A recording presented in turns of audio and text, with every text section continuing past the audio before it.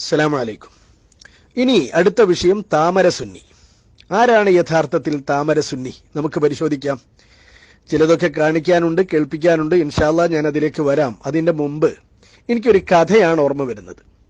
അതായത് ഇവരിലൊരാള് ഒരു ബ്രാഹ്മണനുമായി വഴക്കിട്ടു.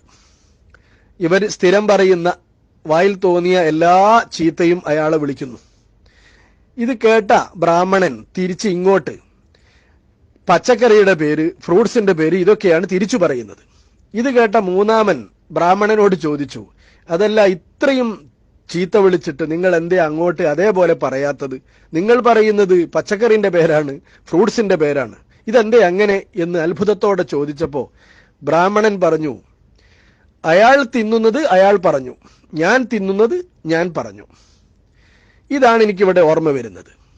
അതായത് ഇവർ ഈ പറയുന്ന ആരോപണങ്ങളൊക്കെ എല്ലാം അവരുടെ സ്വഭാവമാണ്, അവരുടെ അനുഭവങ്ങൾ, അവരുടെ സ്വഭാവങ്ങൾ അവർ വിളിച്ചു പറയുന്നു. ഇതാണ് യഥാർത്ഥത്തിൽ. അതുതന്നെ ഇൻഷാ അല്ലാഹ് നമുക്ക് പരിശോധിക്കാം. ആരാണ് യഥാർത്ഥത്തിൽ താമര സുന്നി? നമുക്ക് പരിശോധിക്കാം. ഞാൻ ആദ്യം തന്നെ ഇവിടെ ഇവര് ഗൾഫിലേക്ക് അയച്ച ഒരു കത്ത്, അതിന്റെ കോപ്പി ഇവിടെ കാണിക്കുകയാണ്. നിങ്ങളതൊന്ന് വായിക്കുക. എന്തൊക്കെയാണിതിൽ അവർ എഴുതി ചേർത്തത് എന്ന് നിങ്ങളൊന്ന് കാണുക. ഇത് കണ്ടില്ലേ? യഥാർത്ഥത്തിൽ താമര സുന്നി ആരാണെന്ന് ശരിക്ക് ബോധ്യപ്പെടും. സമസ്ത കേരള ഇസ്ലാം മത വിദ്യാഭ്യാസ ബോർഡിന്റെ ലെറ്റർ ബേഡിൽ ഇവരുടെ ഗൾഫിലുള്ള പ്രവർത്തകർക്ക് വോട്ട് അഭ്യർത്ഥിച്ചുകൊണ്ട് ഇവർ എഴുതിയ കത്ത, ഔദ്യോഗികമായിട്ട് എഴുതിയതാ. സമസ്ത കേരള ഇസ്ലാം മത വിദ്യാഭ്യാസ ബോർഡിന്റെ ലെറ്റർ ബേഡിലാണ്. മർക്കസു തർബിയത്തിൽ ഇസ്ലാമിയ, ദാറുൽ ഹുദ അക്കാദമി പ്രവർത്തകർക്ക് ഇവർ എഴുതിയ കത്ത. എന്താ കത്തിലുള്ളത്? ക്ഷേമമെന്ന് കരുതട്ടെ, നമ്മുടെ നേതാക്കളുടെ ആവശ്യപ്രകാരമാണ് ഈ കത്തെഴുതുന്നത്. അപ്പൊ ആവശ്യപ്രകാരം ആരുടേതാ? നേതാക്കന്മാരുടെ ആവശ്യപ്രകാരമാണ്, ഔദ്യോഗികമാണ് കത്തെഴുതുന്നത്. എന്താ കത്തിലുള്ളത്? കേട്ടോളൂ. നമ്മുടെ വിജയത്തിനുള്ള എല്ലാ കരുനീക്കങ്ങളും നമ്മൾ നടത്തുന്നുണ്ട്. അസംബ്ലി തിരിച്ചുപിടിച്ചാൽ കാരന്തൂർ, മർക്കസ് അടക്കമുള്ള അരിവാൾ സുന്നികളുടെ എല്ലാ സ്ഥാപനങ്ങളും പൂട്ടിക്കുകയോ പിടിച്ചടക്കുകയോ ചെയ്യാൻ സഹായിക്കാമെന്ന് നേതാക്കൾ നമുക്ക് ഉറപ്പ് തന്നിട്ടുണ്ട്. നല്ല ഉറപ്പാ, നല്ല ആഗ്രഹ. ഇവിടെ അരിവാൾ സുന്നി എന്നാ പ്രയോഗിച്ചത്. അതുമായി ഞാൻ ചർച്ചയ്ക്ക് വരുന്നുണ്ട്. ആരാണ് ആ സാധനം എന്നൊക്കെ നമുക്ക് പരിശോധിക്കാം. ഇൻഷാ അല്ലാഹ് തെളിവുകളൊക്കെ ശരിക്കും കാണിക്കാനുമുണ്ട്. ഇരിക്കട്ടെ. അപ്പൊ എന്താ ആഗ്രഹം? അസംബ്ലി തിരിച്ചു പിടിച്ചാല് കാരന്തൂർ, മർക്കസ് അടക്കമുള്ള അരിവാൾ സുന്നികളുടെ എല്ലാ സ്ഥാപനങ്ങളും പൂട്ടിക്കുകയോ പിടിച്ചടക്കുകയോ ചെയ്യാൻ സഹായിക്കാമെന്ന് നേതാക്കൾ ഉറപ്പ് കൊടുത്തിട്ടുണ്ട് പോലും. മർക്കസ് പൂട്ടിക്കുക, പിടിച്ചടക്കുക, നല്ല ആഗ്രഹം. എന്തായി? ഇനി തുടർന്ന് കേട്ടോളൂ. ആരാണ് യഥാർത്ഥത്തിൽ താമര സുന്നി? പരിശോധിക്കാം. സമസ്ത കേരള ഇസ്ലാം മത വിദ്യാഭ്യാസ ബോർഡിന്റെ ലെറ്റർ ബേഡിൽ ഇവരുടെ പ്രവർത്തകർക്ക് ഇവർ എഴുതിയ കത്ത് എന്താ? അടുത്തത്, ബേപ്പൂർ, മഞ്ചേശ്വരം അസംബ്ലി, വടകര പാർലമെന്റ് സീറ്റുകളിൽ നമ്മൾ BJP സ്വതന്ത്രരെയും മറ്റു സ്ഥലങ്ങളിൽ അവർ നമ്മളെയും പരസ്പരം സഹായിക്കാമെന്ന് ഒരു ധാരണ ഉണ്ടാക്കിയിട്ടുണ്ട്. എന്ത്? നമ്മൾ ഉണ്ടാക്കിയിട്ടുണ്ട്. ആരായി നമ്മൾ? സമസ്ത കേരള ഇസ്ലാം മത വിദ്യാഭ്യാസ ബോർഡിന്റെ പേരുള്ള കത്തിലാ പറയുന്നത് നമ്മൾ എന്ന്. ആരായി നമ്മൾ? ബോധ്യപ്പെട്ടില്ലേ ആരാണ് താമര സുന്നി എന്ന്? ആരുമായിട്ടാ? BJP. കേട്ടോ? ബേപ്പൂർ, മഞ്ചേശ്വരം അസംബ്ലി, വടകര പാർലമെന്റ് സീറ്റുകളിൽ നമ്മൾ ആരാന്ന് മനസ്സിലായില്ലേ? ലെറ്റർ ബേഡ്. നമ്മൾ BJP സ്വതന്ത്രരെയും മറ്റു സ്ഥലങ്ങളിൽ അവർ നമ്മളെയും. ലെറ്റർ ഹെഡ് ശരിക്കും മനസ്സിലാക്കണേ. അവർ നമ്മളെയും, ആര്? BJP നമ്മളെയും പരസ്പരം സഹായിക്കാമെന്ന് ഒരു ധാരണ ഉണ്ടാക്കിയിട്ടുണ്ട്. അപ്പൊ ആരാണ് ഈ ധാരണ ഉണ്ടാക്കിയത്? ആരാണ് താമര സുന്നി? ശരിക്കും മനസ്സിലാക്കണം. തുടർന്ന് വായിച്ചു നോക്കൂ, നല്ല രസമുണ്ട്. എന്തെല്ലാം ആഗ്രഹങ്ങൾ! വഖഫ് ബോർഡ് തിരിച്ചുപിടിക്കാതെ വിശ്രമിക്കാൻ നമുക്ക് സാധ്യമല്ലല്ലോ. ഈ രഹസ്യം പുറത്താവരുത്. അതുകൊണ്ട് അരിവാൾ സുന്നികളുമായി സ്നേഹം അഭിനയിച്ച് EKAP പ്രശ്നങ്ങളെല്ലാം തീർന്നെന്ന് പ്രചരിപ്പിച്ച് അവരുടെ കൂടെ വോട്ടുകൾ തട്ടിയെടുക്കാൻ ആവുന്നതൊക്കെ ചെയ്യണം. നല്ല നിർദ്ദേശ.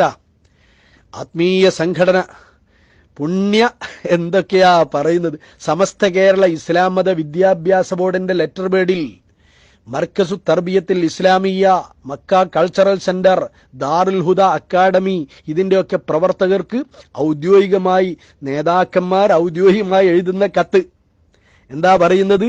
ഈ KP പ്രശ്നങ്ങളെല്ലാം തീർന്നെന്ന് പ്രചരിപ്പിച്ച് അവരുടെ കൂടെ വോട്ടുകൾ തട്ടിയെടുക്കാൻ ആവുന്നതൊക്കെ ചെയ്യണം.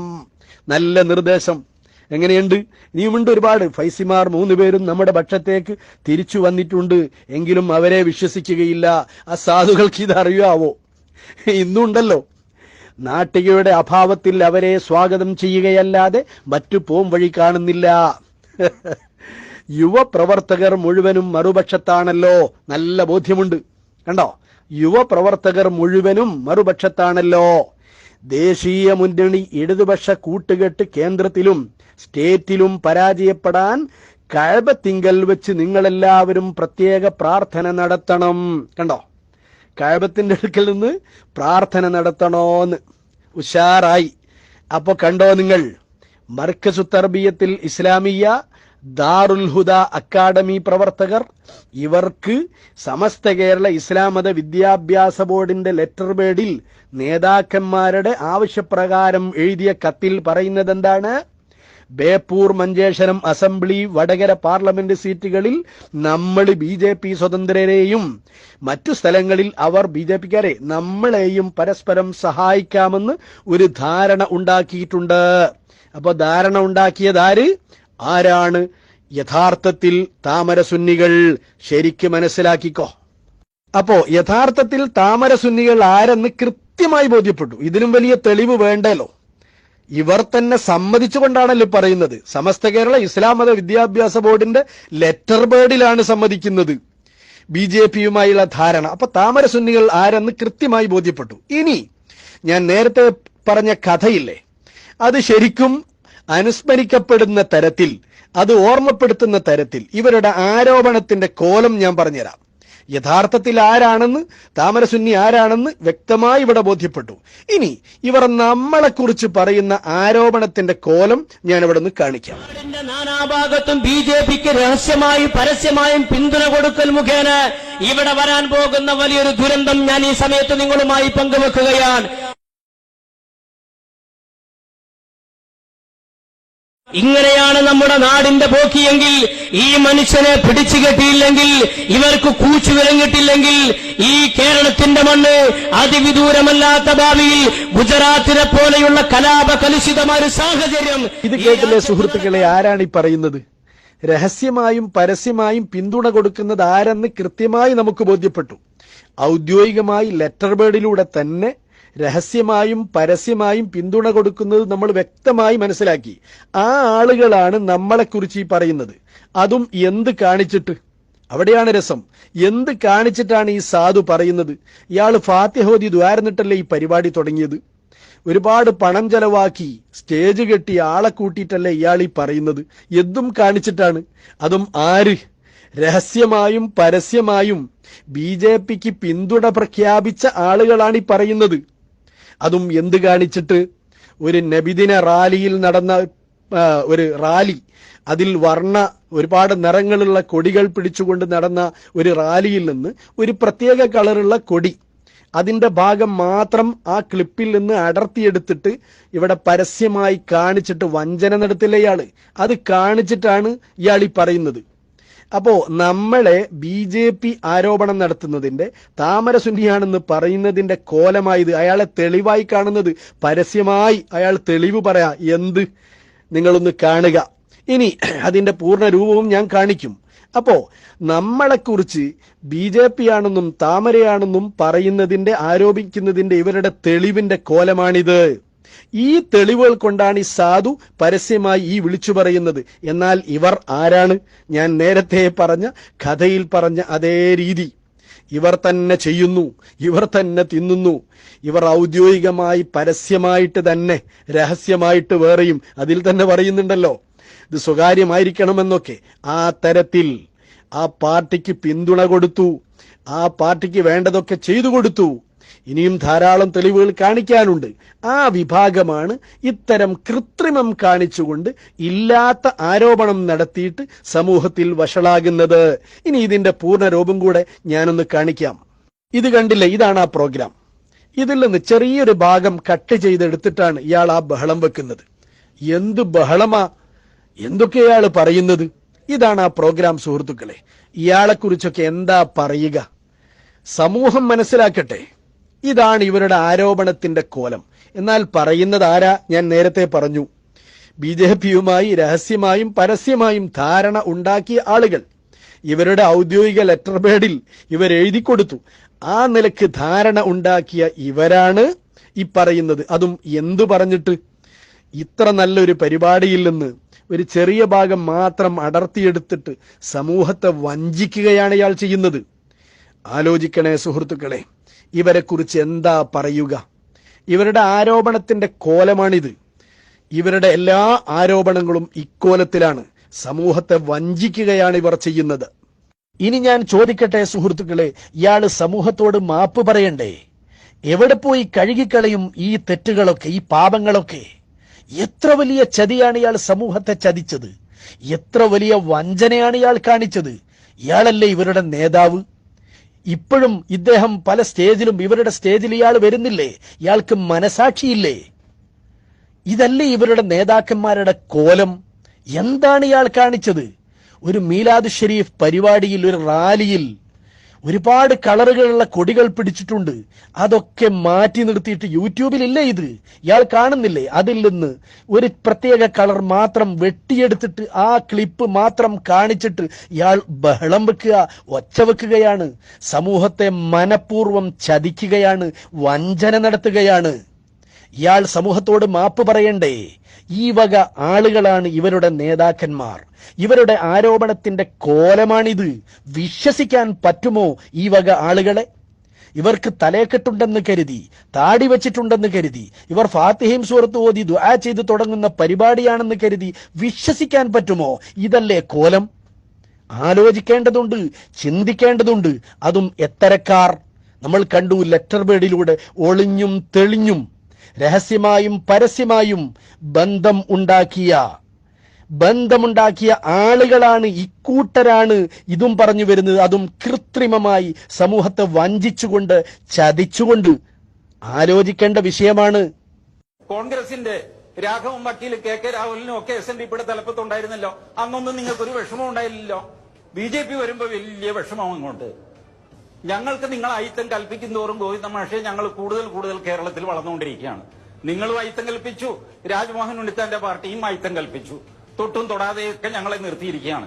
പക്ഷെ ഒരു കാര്യം ഞാൻ പറയാം, നാഗ്പൂർ ഉണ്ടല്ലോ RSSന്റെ കേന്ദ്രം. ആ നാഗ്പൂർ മുനിസിപ്പാലിറ്റി ഭരിക്കുന്നത് BJP-യും മുസ്ലിം ലീഗും ചേർന്നാണ്. 2012 മുതൽ. മുസ്ലിം ലീഗിന് ഞങ്ങളോട് ദേഷ്യമൊന്നുമില്ല. കേരള രാഷ്ട്രീയം സൂക്ഷ്മമായിട്ട് നിരീക്ഷിക്കുന്ന ആളാണല്ലോ ജേക്കബ് ജോർജ്. ജേക്കബ് ജോർജ് ഒന്ന് പരിശോധിച്ചു നോക്കൂ. കേരളത്തിൽ RSSനും BJP-ക്കും എതിരെ ഏറ്റവും കുറവ് പ്രസംഗിക്കുന്നത് കേരള കോൺഗ്രസും മുസ്ലിം ലീഗുമാണ്. സത്യമല്ലേ ഞാൻ ഈ പറയുന്നത്? നിങ്ങൾ ഈ പറയുന്ന വിരോധം ഒന്നും ന്യൂനപക്ഷങ്ങൾക്ക് ഞങ്ങളോടില്ല, ഹിന്ദു സമുദായത്തിന് ഒട്ടുമില്ല. വെച്ചടി മുന്നോട്ടാണ്. ഇത് കേട്ടില്ലേ? ഇതൊക്കെ രഹസ്യമായ പരസ്യവും പരസ്യമായ രഹസ്യവും ഒക്കെയാണ്. എല്ലാവർക്കും അറിയാം. ഇവരുടെ വൈസ് പ്രസിഡന്റ് അല്ലേ ആ പാർട്ടിയുടെ പ്രസിഡന്റ്? എല്ലാം ഒന്ന് തന്നെ. കണ്ടോ ബന്ധത്തിന്റെ കോലം? ഇതാണ് ബന്ധം. രഹസ്യമായും പരസ്യമായും. നേരത്തെ ഞാൻ പറഞ്ഞു, അവർ തന്നെ വ്യക്തമായി ലെറ്റർ ബേഡിലൂടെ കൊടുക്കുന്നത് കണ്ടു. ഇതാ മറ്റൊന്ന്. അപ്പൊ ഇതിലൂടെയൊക്കെ രഹസ്യമായും പരസ്യമായും ബന്ധം സ്ഥാപിച്ചിട്ട് അവരാണ് കൃത്രിമമായി എന്തെങ്കിലും ഉണ്ടാക്കിയിട്ട് വരുന്നതേ. ആലോചിക്കണം. കാൽ നൂറ്റാണ്ട് പിന്നിട്ടിട്ടും കേരള രാഷ്ട്രീയത്തിലെ ചർച്ചാ വിഷയമാണ് കോലീബി സഖ്യം. നിയമസഭാ തെരഞ്ഞെടുപ്പും ലോക്സഭാ തെരഞ്ഞെടുപ്പും ഒന്നിച്ചെത്തിയ 1991-ലാണ് കോഴിക്കോട് ജില്ലയിൽ കോലീബി സഖ്യം പരീക്ഷിക്കപ്പെട്ടത്. സഖ്യത്തിന്റെ ഭാഗമായി കോഴിക്കോട് ബേപ്പൂരിൽ മത്സരിച്ച ഡോക്ടർ കെ മാധവൻകുട്ടി തെരഞ്ഞെടുപ്പ് കാലം ഓർമ്മിക്കുന്നു. 1991 നിയമസഭാ തെരഞ്ഞെടുപ്പ്. അണിയറയിൽ രഹസ്യ നീക്കങ്ങൾ. ബേപ്പൂരിൽ ഡോക്ടർ കെ മാധവൻകുട്ടി സ്ഥാനാർത്ഥിയാകുന്നു. വടകരയിൽ അഡ്വക്കേറ്റ് രത്നസിംഗും. BJP അനുഭാവിയായ മാധവൻകുട്ടിക്ക് ലീഗും കോൺഗ്രസും UDF സ്വതന്ത്രനായ രത്നസിംഗിന് BJPയും പിന്തുണ നൽകി. അങ്ങനെ കേരള രാഷ്ട്രീയത്തിൽ കോൺഗ്രസും ലീഗും BJPയും കൈകോർത്ത് തെരഞ്ഞെടുപ്പിനെ നേരിട്ടു. കെ കരുണാകരനും പാണക്കാട് ശിഹാബ് തങ്ങളും BJP നേതാക്കളുമടക്കം നിരവധി പേർ പ്രചാരണത്തിനായി ബേപ്പൂരെത്തി. പാണക്കാട് ശിഹാബ് തങ്ങൾ മരിച്ചു പോകുന്നവരെ ഏറ്റവും അധികം ഒരു പൊളിറ്റിക്കൽ പാർട്ടി ഒരു ഇലക്ഷൻ മീറ്റിംഗിന് വർക്ക് ചെയ്ത് എനിക്ക് വേണ്ടിയിട്ടാണ്. എന്റെ കൂടെ 23 മീറ്റിംഗിന് അദ്ദേഹം. എന്തുകൊണ്ടാണ് ഇങ്ങനെയൊരു സഖ്യത്തിന്റെ ഭാഗമായി മത്സരിച്ചത്? എന്റെ മെയിനിലായുള്ള ഉദ്ദേശം എന്ന് വെച്ചാൽ മാർക്സിസ്റ്റ് പാർട്ടിയെ തോൽപ്പിക്കുക എന്നുള്ളത് മാത്രമേ. കോലീബി സഖ്യം ഏറെ വിവാദമുണ്ടാക്കി. പക്ഷേ അന്നും ഇന്നും അതൊരു തെറ്റായി കാണുന്നില്ലേ? ഇവിടുത്തെ ആൾക്കാർ ഇതെന്തോ വലിയൊരു അപരാധമാണ് ചെയ്യുന്നത്. ഞാൻ അന്നും അപരാധമാണെന്ന് വിചാരിച്ചിട്ടില്ല, ഇന്നും അപരാധമാണെന്ന് വിചാരിക്കുന്നില്ല, തെറ്റാണെന്ന് ഞാൻ വിചാരിക്കുന്നില്ല. പരസ്യമായില്ലെങ്കിലും പിന്നീട് പലയിടത്തും ഇത്തരം കൂട്ടുകെട്ടുകളുണ്ടായി. രാഷ്ട്രീയം അങ്ങനെയാണെന്ന് മാധവൻകുട്ടി പറയുന്നു. Politics is a question of what is required at the particular moment that is given. It is an arrangement which can be succeed in getting votes. അത്രേ ഉള്ളൂ. ആദ്യ പരീക്ഷണത്തിൽ ബേപ്പൂർ നിയമസഭാ മണ്ഡലത്തിൽ CPM നേതാവ് TK ഹംസയും വടകര ലോക്സഭാ മണ്ഡലത്തിൽ KP ഉണ്ണികൃഷ്ണനും കോലീബി സഖ്യത്തിനെതിരെ വിജയം നേടി. കേരളത്തിൽ ഒരു തവണ മാത്രമാണ് കോലീബി സഖ്യം പരസ്യമായി പരീക്ഷിക്കപ്പെട്ടിട്ടുള്ളൂ. ആ തവണ തന്നെ കേരള രാഷ്ട്രീയം കോലീബി സഖ്യത്തെ നിലം തൊടാതെ പുറത്താക്കി. ഷിത ജഗത്, മീഡിയ 1, കോഴിക്കോട്. ഇത് കണ്ടില്ലേ? ഇതൊന്നും മറക്കുകയില്ലാരും. മറക്കാൻ പറ്റില്ല, മറക്കാൻ കഴിയുകയില്ല. ഇതിൽ കണ്ടില്ലേ, ഇയാൾക്ക് വേണ്ടിയിട്ടാണ് ഇവർ കത്തയച്ചത്. മാധവൻകുട്ടി കണ്ടില്ലേ, സമസ്ത കേരള ഇസ്ലാം മത വിദ്യാഭ്യാസ ബോർഡിന്റെ ലെറ്റർ ബേഡിൽ ഇയാൾക്ക് വേണ്ടിയിട്ടാണ് അവർ കത്തയച്ചത്. ഇത് മറക്കാൻ പറ്റുമോ? ഈ ആളുകളാണ് നമ്മളെക്കുറിച്ച് പറഞ്ഞു വരുന്നത്. ആലോചിക്കണം. ഈ ആളുകളാണ് നമ്മളെക്കുറിച്ച് പറഞ്ഞു വരുന്നത്. അതും എന്തും കാണിച്ചിട്ട്, അതും നമ്മൾ നേരത്തെ കണ്ടു. അതുകൊണ്ട് വളരെ വ്യക്തമാണ് ആരാണ് താമര സുന്നി എന്ന്. ഇതൊക്കെ കണ്ടില്ലേ? ഇങ്ങനെ ഒരുപാട് കാണിക്കാനുണ്ട്. രഹസ്യമായിട്ടും പരസ്യമായിട്ടൊക്കെ ഉള്ളത് ധാരാളം കാണിക്കാനുണ്ട്. ഈ വക ആളുകളാണ് നമുക്ക് നേരെ വിരൽ ചൂണ്ടുന്നത്. അതാണ് ഞാൻ നേരത്തെ പറഞ്ഞത്. ഇവർ തന്നെ ചെയ്യുന്നത്. ഇവരുടെ സ്വഭാവം ഇവർ വിളിച്ചു പറയുകയാ. അതും സമൂഹത്തെ പറ്റിച്ചിട്ട്, സമൂഹത്തെ ചതിച്ചിട്ട്, സമൂഹത്തെ വഞ്ചിച്ചിട്ട്, ക്ലിപ്പുണ്ടാക്കിയിട്ട് ഒച്ച വെക്കുകയാണ്. ഇനി നമുക്കൊരു പ്രസംഗം കേൾക്കാം. പറയേണ്ട സമയത്ത് പറയേണ്ടവരോട് തന്നെ ധീരമായി സംസാരിക്കുന്ന മഹാനായ കാന്തപുരം ഉസ്താദിന്റെ ഒരു പ്രസംഗം. അതാണ് സമൂഹത്തിന് ആവശ്യമുള്ള ശബ്ദം, ഈ രാജ്യത്തിന് ആവശ്യമുള്ള ശബ്ദം, സമൂഹത്തിന് ആവശ്യമുള്ള ശബ്ദം, സമുദായത്തിന് ആവശ്യമുള്ള ശബ്ദം. അതൊന്ന് കേൾക്കുക. പറയേണ്ട സമയത്ത് പറയേണ്ടവരോട് പറയും. അതാണ് കാന്തപുരം ഉസ്താദ്. अल्हम्दुलिल्लाह हमारे इंडिया तो न हिंदू का, न मुसलमान का, न क्रिश्चियन का, न बुद्धन का, न जैन का. ये इंडिया कोई खास पार्टी का नहीं, सबके लिए, सबका वतन है India.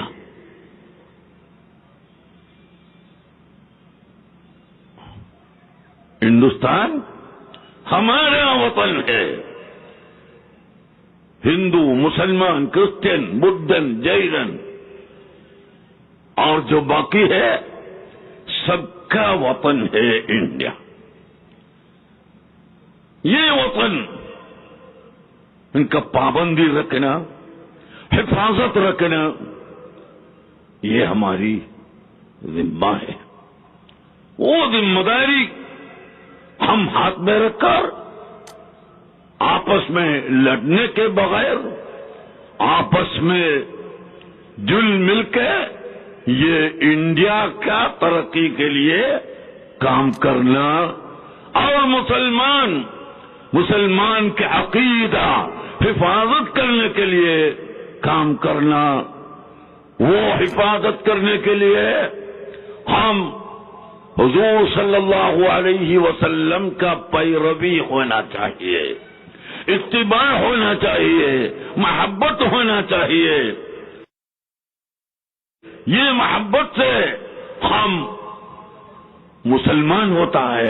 Anybody want Muslim separate state? They are free to go to Pakistan. ആരെങ്കിലും മുസ്ലിം സംസ്ഥാനം വേണ്ടവരുണ്ടെങ്കിൽ അവർ പാകിസ്ഥാനിലേക്ക് പോകാൻ വേണ്ടി തയ്യാറായിരിക്കേണ്ടതാണ്. Muslim leader and Muslim League should understand. മുസ്ലിങ്ങളും മുസ്ലിം ലീഗും മുസ്ലിം നേതാക്കന്മാരും മനസ്സിലാക്കേണ്ട കാര്യം എന്താണെന്ന് വെച്ചാൽ they have not to answer Mahatma Gandhi. അവരെ മഹാത്മാഗാന്ധിയെ ഒരിക്കലും you have to answer Dr. Praveen Togadia. Mahatma Gandhi ഉത്തരം പറയേണ്ടവരല്ല, നിങ്ങൾ ഡോക്ടർ പ്രവീൺ തൊഗാഡിയയ്ക്ക് ഉത്തരം പറയേണ്ടി വരുമെന്ന് പറയാൻ ഞാൻ ആഗ്രഹിക്കുന്നു. സഹോദരങ്ങളെ, ഇതൊന്നും ഒരു പൊങ്ങച്ചത്തിന് പറയുന്നതല്ല, വലിയ മനക്കരുത്ത്. നമ്മളാരെയും ഒന്നും ചെയ്തിട്ടില്ല. നമ്മൾ ഹിന്ദുക്കളെ ആക്രമിക്കുന്നവരല്ല, നമ്മളവരെ ഒന്നും ചെയ്യുന്നവരല്ല. പക്ഷേ ഹിന്ദുക്കളിൽ ആരെങ്കിലും ഒരാള്, നമ്മളെ കേരളത്തെ പറ്റിയൊന്നും പരിചയമില്ലാത്ത ഒരാള് എവിടുന്നോ വന്നിട്ട് ഇവിടുത്തെ മുസ്ലിമീങ്ങളൊക്കെ പാകിസ്ഥാനിൽ പോകണം എന്ന് പറഞ്ഞാൽ അത് കേൾക്കാൻ കുത്തിരിക്കുന്നവരല്ല ഇവിടുത്തെ മുസ്ലിമീങ്ങള്. അത് പ്രത്യേകിച്ച് മനസ്സിലാക്കുന്നതും നല്ലതാണ്. ഇന്ത്യ രാജ്യം ഇവിടെ ഹിന്ദുക്കൾക്ക് മാത്രമുള്ളതല്ല. ഹിന്ദുവിന് മുസ്ലിമാണ് ഇവിടെ ആദ്യം വന്ന മനുഷ്യൻ.